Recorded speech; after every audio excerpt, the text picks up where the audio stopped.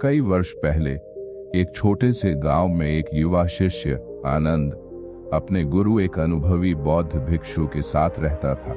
आनंद के मन में हमेशा एक प्रश्न उठता था, जीवन में इतना दुख क्यों है और इसका अंत कैसे हो सकता है। एक दिन उसने अपने गुरु से इस प्रश्न का उत्तर जानने की इच्छा जताई। गुरु ने मुस्कुराते हुए कहा, आनंद, कल सुबह हम एक यात्रा पर चलेंगे। शायद इस यात्रा के दौरान तुम्हें अपने प्रश्न का उत्तर मिल जाए। अगले दिन सुबह गुरु और शिष्य ने यात्रा शुरू की। वे एक ऐसे गांव पहुंचे जहां हाल ही में बहुत बुरा अकाल पड़ा था। लोग भूख से तड़प रहे थे, बच्चे रो रहे थे और चारों ओर दुख का माहौल था। आनंद ने यह सब देखा और उसके दिल में एक भारीपन आ गया। उसने गुरु से पूछा, गुरुदेव, यह लोग इतना दुख क्यों सह रहे हैं। गुरु ने उत्तर दिया, यह संसारिक दुख है आनंद। भूख, बीमारी, गरीबी, ये सब दुख के भौतिक कारण हैं, परंतु असली कारण इनसे भी गहरे हैं। यह दुख तो केवल उस पीड़ा का प्रतिबिंब है जो हमारे मन के भीतर होती है।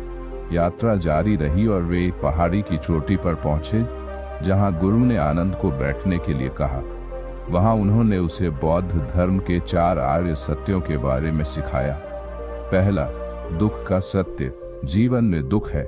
जन्म, बुढ़ापा, बीमारी और मृत्यु सब दुख लाते हैं। इच्छाओं का पूरा न होना, अलगाव और लगाव भी दुख के कारण होते हैं। दूसरा, दुख के कारण का सत्य। दुख का कारण तृष्णा है। हमारी इच्छाएं और आसक्तियां हमें दुखी करती हैं। हम जब भी कुछ पाने की लालसा करते हैं और उसे न पाने पर दुखी होते हैं, वह तृष्णा का परिणाम होता है। तीसरा, दुख की समाप्ति का सत्य। दुख को समाप्त किया जा सकता है। यदि तृष्णा को समाप्त कर दिया जाए तो दुख भी समाप्त हो जाएगा। यह निर्वाण की अवस्था है जहां मनुष्य सभी दुखों से मुक्त हो जाता है। चौथा, दुख की समाप्ति के मार्ग का सत्य।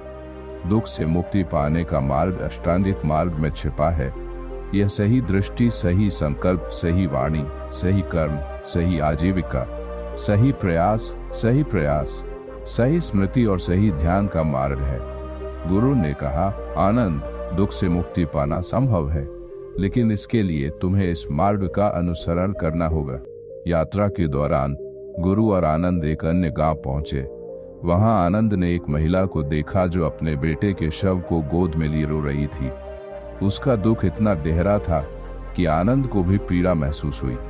उसने गुरु से पूछा, गुरुदेव, इस महिला का दुख कैसे समाप्त हो सकता है। गुरु ने उस महिला से पूछा, क्या तुम अपने बेटे को वापस चाहती हो। महिला ने हाँ में सिर हिलाया। गुरु ने कहा, ठीक है, मैं तुम्हारे बेटे को जीवित कर सकता हूँ, लेकिन इसके लिए तुम्हें उस घर से सरसों के बीज लाने होंगे जहां कभी कोई मृत्यु न हुई हो। महिला तुरंत गांव में खोज करने निकल पड़ी। वह हर घर गई, लेकिन हर जगह उसे यही उत्तर मिला कि वहां किसी न किसी की मृत्यु हो चुकी थी। दिन के अंत में वह महिला समझ गई कि मृत्यु जीवन का एक अनिवार्य हिस्सा है और उसका दुख भी उसी का परिणाम है। उसने अपने बेटे के शव को दफनाने का निर्णय लिया और धीरे धीरे दुख से उबरने लगी। गुरु ने आनंद को समझाया, दुख का कारण हमारे भीतर की तृष्णा और अविद्या है। हम जीवन को स्थायी मानते हैं और उससे जुड़ जाते हैं। जब यह अस्थायी जीवन हमारी इच्छाओं के अनुरूप नहीं चलता, तब हम दुखी हो जाते हैं। गुरु ने कहा, आनंद, यह मार्ग ही तुम्हें दुख से मुक्ति दिला सकता है। जीवन में दुख अवश्यंभावी है, लेकिन उसके प्रति हमारा दृष्टिकोण और उसे समाप्त करने का प्रयास ही हमें इस चक्र से मुक्त कर सकता है। समय बीतता गया और आनंद ने गुरु की शिक्षाओं का पालन किया। एक दिन उसने गुरु से पूछा, गुरुदेव, क्या दुख को पूरी तरह समाप्त करना संभव है।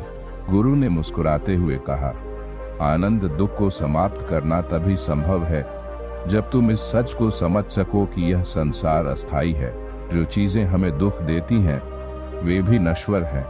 जब तुम इसे गहराई से समझ जाओगे तो तुम्हारा मन तृष्णा और आसक्ति से मुक्त हो जाएगा और तभी तुम सच्चे सुख की अनुभूति कर सकोगे।